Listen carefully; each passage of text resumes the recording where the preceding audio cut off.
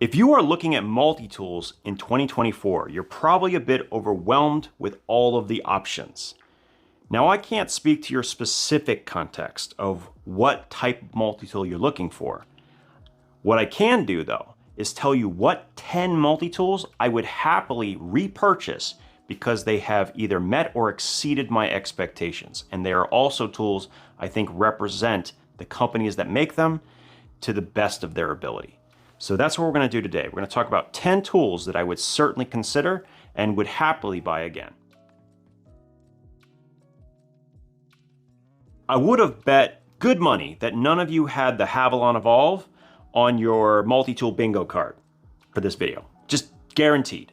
Now, this is a tool most of you probably have never seen, but it has been on the channel multiple times, including very, very, very early on. And I wasn't particularly kind to it when it first hit the channel. And over time, my opinion on this tool has improved. It really, really has. And also what has changed, or I should say not changed, is the price. The price has basically stayed static while every other company has been increasing things over time. So it has gotten to become a better and better value. But what makes this tool so interesting is, number one, it has a removable scalpel blade. It comes with a bunch of spares, and it also comes with these installable bone saws, which I can use for wood as well. It's a very interesting tool.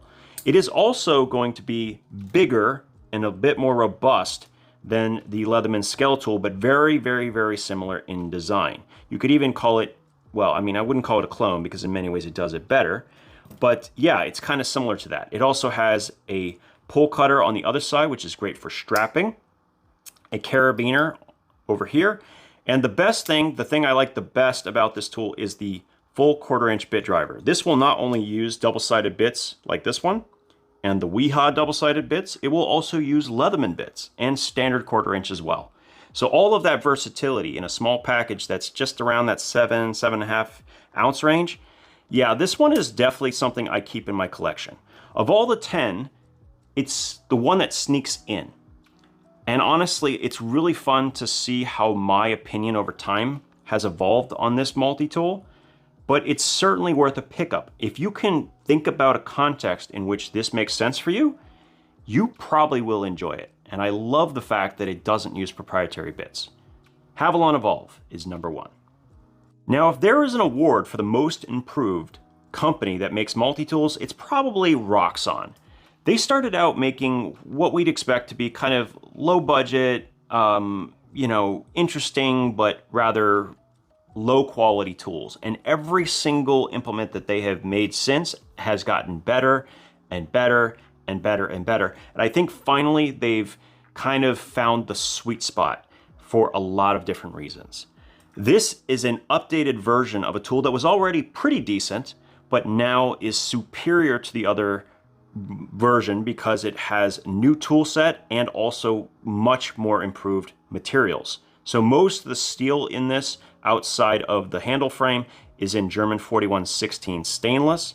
It has a whistle and ferrocerium rod that is stored right there. And the tool set, which can be accessed one-handed, which is really, really cool, so I can like fan them out, is surprisingly good and very, very high quality. Much better than you would expect for something that is only $43. Between the improvements in steel and the tool set, this thing really, really stands out to me. In addition, it has another thing that we don't see all that often, and that is a D2 blade steel. So better performance on the blade, better performance on the updated plier head that they are including here with replaceable cutters, comes with a bit kit that fits right onto that Phillips driver. It has a locking saw on the opposite side. This thing is awesome. This is one of my favorite items to gift, and it's also just overall one of the best value tools that you can have at that price. There's pretty much nothing else even coming close. Yeah, I just want to say, the S803, I want to say, the Roxon Flash Elite version, very important, get the Elite version, is definitely something I would buy again. Continuing with Roxon, as I stated, things have gotten better and better with every release. It's pretty much culminated in this. This is the Roxon Flex, which is a modular multi-tool. It's not the first one that's been in existence, but it's the only tool that you can build from the ground up, starting with just the handle frame, and then you can buy each and every single component.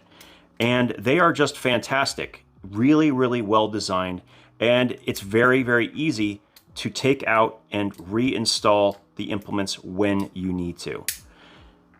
I love this thing. In fact, tomorrow I'm going to be doing a full breakdown guide of this tool, and I really, really, really enjoy it. It's one of the most comfortable when it comes to ergonomics. Using one of these blades, it will absolutely just trump anything else that I've ever experienced. Certainly there are some drawbacks like the clumping, but that's normal with any modular multi-tool system. I'm just very impressed with this tool, and I've been carrying it a ton in a holster on my belt. That's mostly where I carry this, and I would absolutely buy another one. In fact, I bought another one, and then I bought a few more, and yeah, so I have a number of these, and I would happily recommend buying one because they are so much fun to play with. If you are doing more than just hard use tool, things, and you just like this genre in general, this is like the Lego version of a multi-tool. And we all like Legos, let's be real. Everyone here, I can't imagine someone not liking the idea of, anyway, you get my point. Check it out, it's gonna be awesome, and full review coming tomorrow. Now, if there was a tool that was gonna be in the center square of your bingo card, and everyone knew I would pick it, this is probably it. And it's the only SOG that I like. I've said this so many times. I'm not a huge SOG fan, but I am a huge PowerPint fan. This tool is head and shoulders the best thing that SOG makes, and it comes in under $40 on Amazon the majority of the time. They are made in China, but my goodness, does this thing have a lot of tools to offer. There's like 5 or 6 implements on each side. They all lock. It has a compound leverage system that even has a decent gear ratio. The plier head is actually not that dissimilar than the one in the Leatherman Skeletal, and yet this thing only weighs 4.3 ounces with a pocket clip. A perfect 5th pocket EDC multi-tool. It is currently in a league of its own. There's almost nothing else in existence like it that can even compete, and because of that, it has to be on the list. It's not perfect by any stretch, okay? It can certainly use improvements to materials. It can use some quality control, but I cannot argue with just how complete and how surprisingly good this little tool is. I could go into a whole spiel on it. I've done an independent review, but yes, would I recommend the SOG PowerPint in 2024? No question. It is the one and only SOG that I will definitely recommend to you, and that says a lot. Now, I go back and forth deciding whether I should talk about this tool or not, but at the end of the day, the context was, what tools would I buy again? And there isn't a question in my mind that I would buy this, and I have, in fact, bought 6 different variations of the exact same tool. This is a Surge clone. I'm not calling it like a Byberry, because Byberry and all of these other companies are just rebranding something made by an OEM in China. But regardless of where you get it from, they're all identical in what they come with. It doesn't matter if you're getting from DAI Camping on AliExpress or Byberry on Amazon or Roxon or whatever. It's going to be a Leatherman Surge clone. But in some ways, I gotta tell you, in some ways, this is actually better. And I hate to say this, but it's just the way I feel about it. First and foremost is the price. Regularly, you will get one of these tools by one of the distributors for under 40 bucks. That's the first most important thing. And a Leatherman Surge with its bit kit comes in at $182. Now the bit kit being $32 of that price and the Surge being $150. And even then, and this is very similar in tool set, it does not have what this has, which is a full 1/4 inch bit driver that has a ball detent. You can install a 6mm by 1mm magnet if you choose, or you can just get a couple of Klein drivers that all have the same bit system and you can use that. But even if you don't do any of that, it always comes with an entire bit kit system already ready to rock and roll. And unlike the Leatherman bits, these actually offer some options that you simply can't find, and you would have to buy the bit extender separately just to be able to use. So, do I think that this is a tool I would buy again? Yeah, I would. And the reason is multifold. Number one, it's got an excellent tool set. It's a great gift item, and I have actually handed these to people that when I was working with one, and they just fell in love with it. It's a great introduction tool. It's a really good beginner hard use tool, and if they break it, it's not the end of the world. And more important than anything else, if you work on a construction site or you work in the trades, you lose things very easily, or things disappear on you, you know what I'm talking about. This is a much less painful prospect than losing a Leatherman on a job site. Anybody who's had that happen to them, and unfortunately it's a lot, knows the pain, and you're just not going to get the pain. And the crazy part about these tools is that they are surprisingly competitive. They have two blades, just like the Leatherman Surge. They have a scissor, in my opinion, even though it's softer, does actually cut better out of the box, which really is embarrassing, but yeah. And it even has the classic Leatherman style diamond file crosscut with spare saws and everything else that it comes with. So it comes with spare saws, it comes with the diamond file installed, it even has a spare set of cutters in the box. So yeah, once in a while I'll get a question like, if you could only pick one, what would it be? And normally, actually a while back, I didn't have a good answer for this, but I think I do now. And I have actually been saying this every time someone asks the question. If I could only have one and I had to carry it every single day and I wouldn't carry anything else, it would be the Victorinox Swisstool MX Clip. That is the tool I would recommend to literally anyone.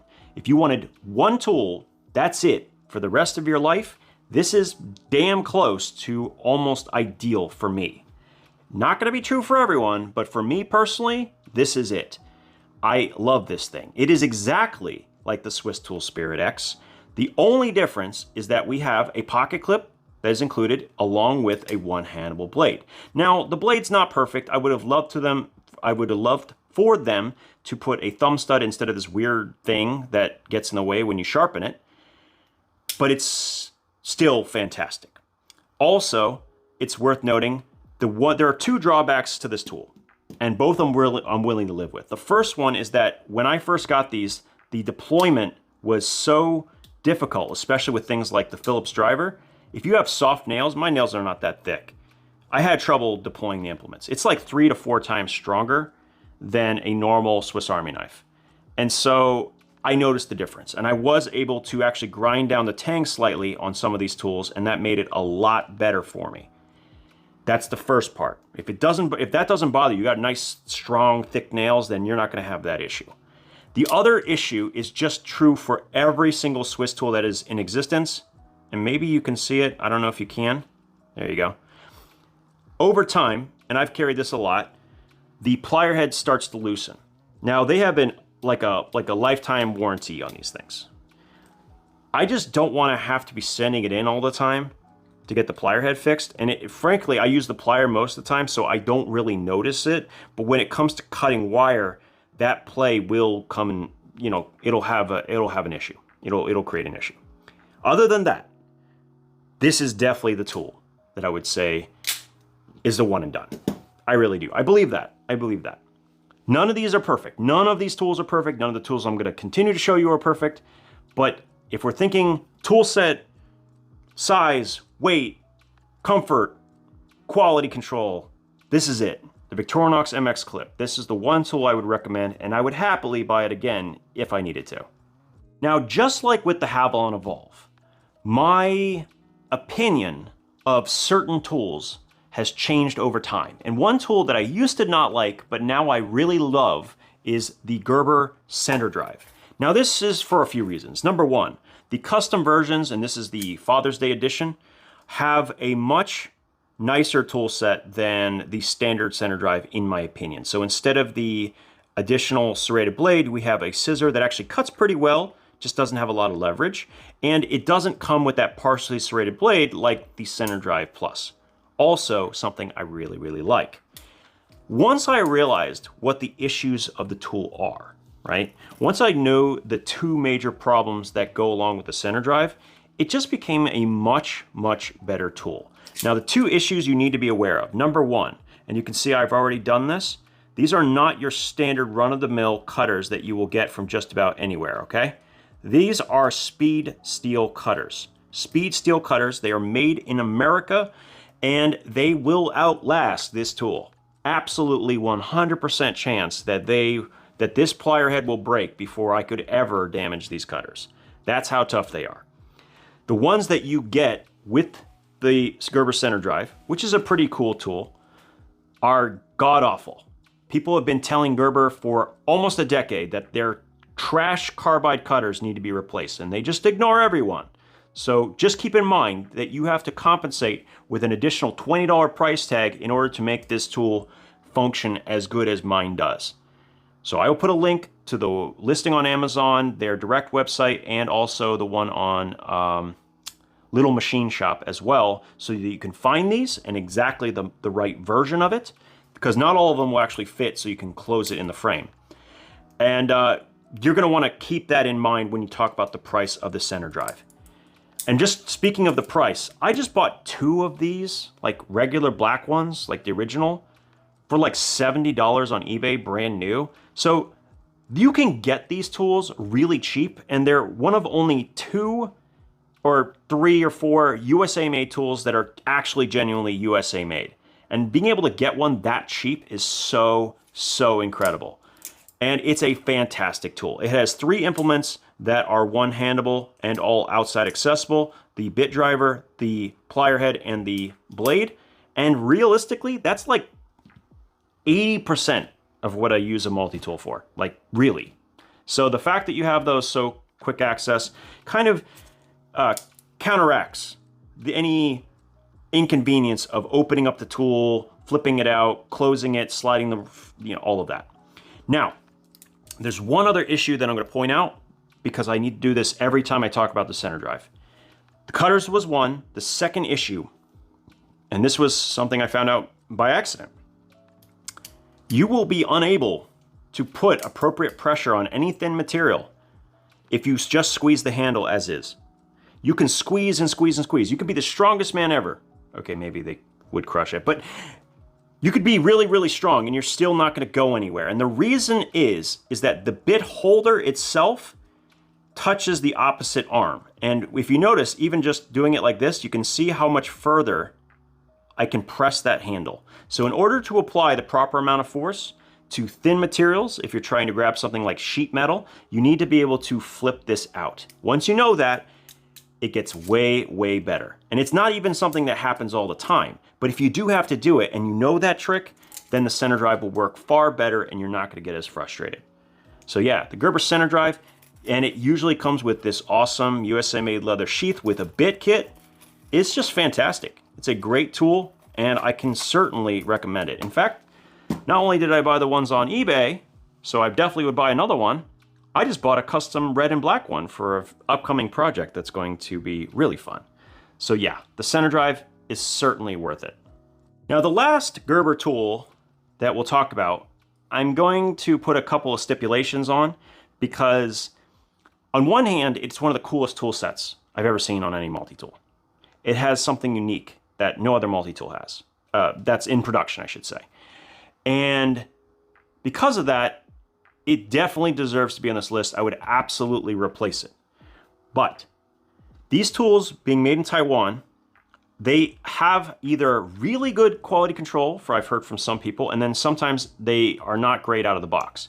So my recommendation is to be aware of that when you first get your Gerber Dual Force.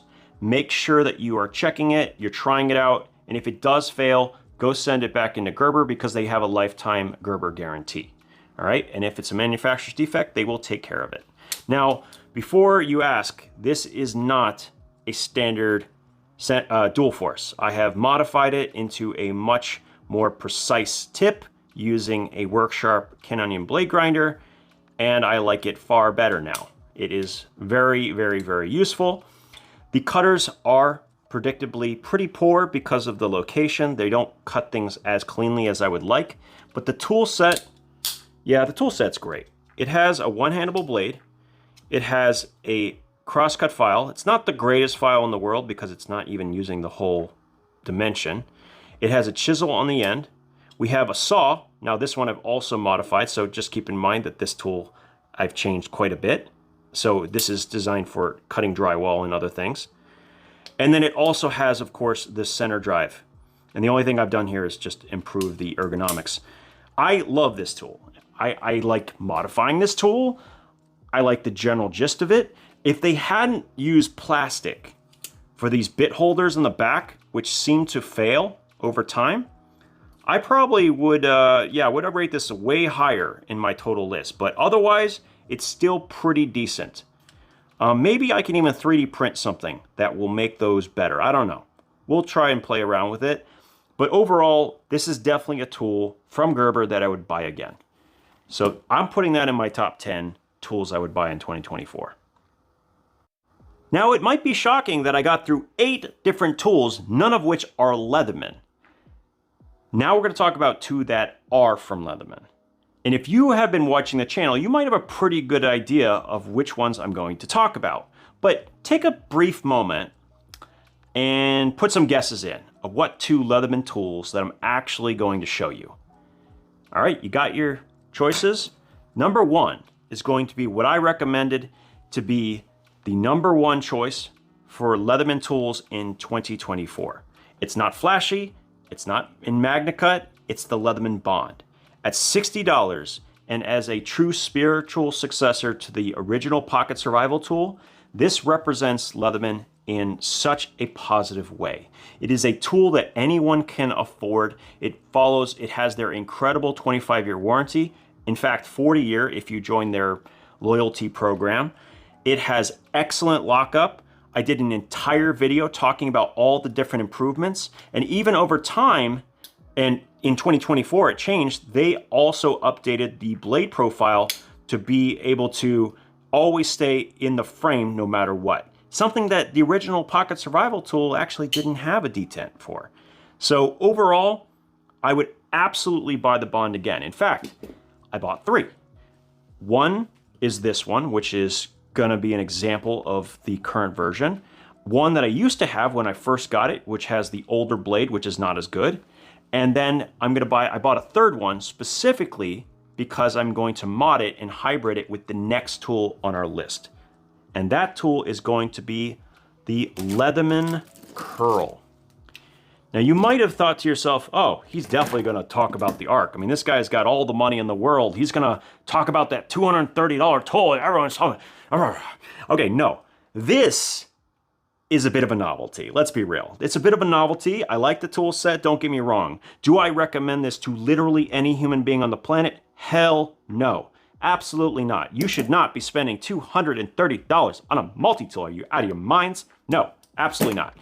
On the other hand, I think about what it means to have that first tool. What it meant to me when I got my Leatherman Wave in 1999, which I carried for almost a decade and was my only real companion. I never carried a folding knife. It was a multi-tool and a fixed blade. And so for me, what tools could give the kind of experience that I had in 2024? Unfortunately, that is not the Leatherman Wave, not the current version of the Wave with their messed up cutters at least. The Leatherman Curl is that tool. It's thin, it's light. The only tool difference that it has between the Curl and the Wave is having a saw, and the Wave is $30 more. Also, the Wave does not have the included pocket clip. Now currently I have this set up with the lanyard spot, but it does come with a really nice pocket clip. It does not have the issues that plague the Leatherman Wave or Surge, like the dreaded hand pinch. And if you've ever had it, I've had it like 3 or 4 times, it absolutely sucks. It's what happens when you're grabbing onto something, it slips off, and then that spot between the 2 tools pinches and gets you right there. And this does not have that problem. And yet it has the one-handable blade, it has an excellent pair of pliers, it has a bit driver included, it even has a reamer awl, something that we've all wanted on the internals of a Leatherman in a long time, right? We've all wanted that. So I think this is a great tool personally, and I would absolutely buy it again, without question. The lockup on both the bond and the curl, which is the same, basically, is so good. Even though they're not locking, it's such a significant detent. Let me just show you what I'm talking about. Look at this. I mean, it is genuinely not easy to break the detent on that slip joint. It is awesome. Love that.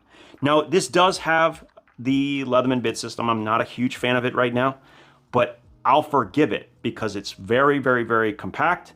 It does such a good job elsewhere, and it has one of their best features, which is their double-sided file with the diamond coating. And of course, the cutting surface for, and this one's actually really aggressive. I forgot that. That's awesome. For cutting soft metals and various different other materials. Yes, it doesn't have a saw, but it is only 7 ounces. It's more than 1.5 ounces lighter than the Leatherman Wave. If you're giving a first tool, you're going from, somebody is going from not carrying a Leatherman to potentially carrying it in their pocket, maybe even instead of a knife. You don't want something to be weighing them down. You want as few barriers to carrying that tool as possible. And for me, I think these tools represent that better than anything. And then right now, of course, with the cutters that they have, the spare cutter issue, this is still a stronger plier than one that has replaceable cutters with the same overall geometry. And the Leatherman Wave, well, the Leatherman Wave has that same geometry of a plier head. The only difference is that they have cut out material for installing those replaceable cutters, which currently are not as good as these pliers here. So this is my 10. These are my 10 tools that I would actually recommend that you consider, or that, well, I should say, they're ones that I would personally buy again in 2024. Yeah, that's it. Here they are. The 10 that I think make sense. Now seeing it together, it's a bit of a hodgepodge. It's got a lot of different things going on here. I wasn't going for a specific context with this. I just kind of wanted to see where my opinions set, and I went through every single tool in my collection, which has become a little ridiculous. And these are the 10 that stood out. So hopefully this will help you kind of narrow things down a little bit. If you have specific questions about why I did not include something, let me know down in the comments. I spent an entire video explaining my reasoning behind the Leatherman Arc, so please don't ask me about the Leatherman Arc, but literally any other multi-tool, feel free to leave a comment and I will try to explain it as best I can. And if you have a specific question about a multi-tool before you want to make a purchase, I will also help you in that way and give you as specific information as I can to help determine whether it's the right or the wrong choice. As always, thank you guys so much for your time, and we'll talk again soon.